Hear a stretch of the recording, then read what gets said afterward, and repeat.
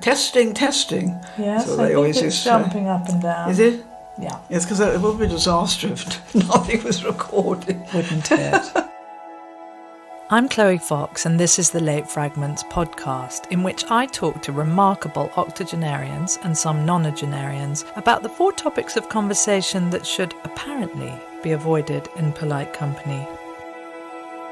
Sex, money, politics and religion. They are the things people want to talk about. Is money something that you've valued in your life? Does it motivate you? I'm not sure completely how much it motivates me. For example, I won't do anything with Piers Morgan, and he offered me a large sum of money. You, on the other hand, I don't think have offered me anything, and I'm doing it because I want to. I really need to make sure that the life that was saved was worth saving. So I enjoy my wealth. I try to use it in a socially positive way. Poverty of income, poverty of earning, poverty of sufficiency makes for poverty of expectation, of aspiration. Nothing changes just because you're old. So I'm a great advocate for geriatric love. I think it's good for you.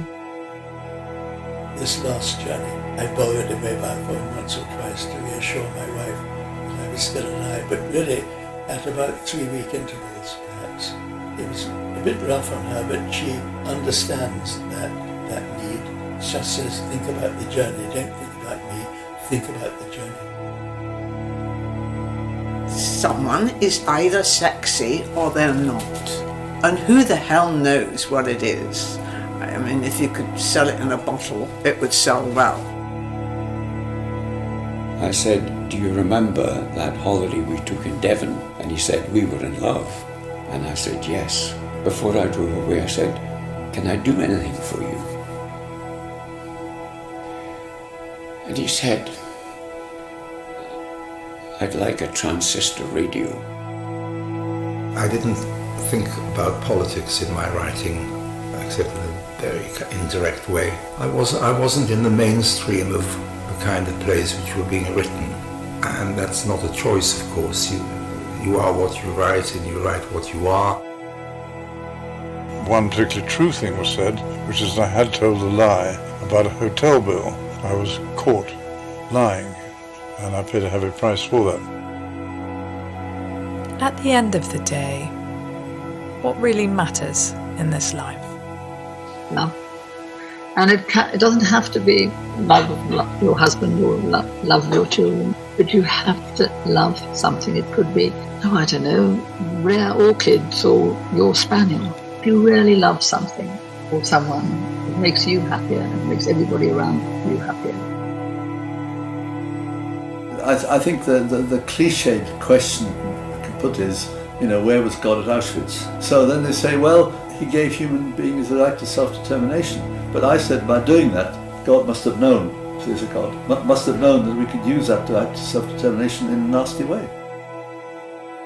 All I can tell you is almost any idea you have, you'll almost certainly think something else as you move through life. So I just have learned absolutely nothing from being here, I don't think, except I did have a good time. I think one of the reasons people dread the end is that there's no one who can help you towards it, really. You just have to help yourself. Everybody realises at the last moment you're by yourself, and in my case not meeting my maker, but ending, a life I've absolutely adored, really, even though it was full of pain and suffering and misbehaviour. It's the one thing that we can all be sure of. Boris Johnson, as well as me, we will die. I hope I do it with dignity. I hope I do it gracefully. I hope that all my bodily fluids are under control. Thank you for listening to the Late Fragments podcast. Until next time, goodbye.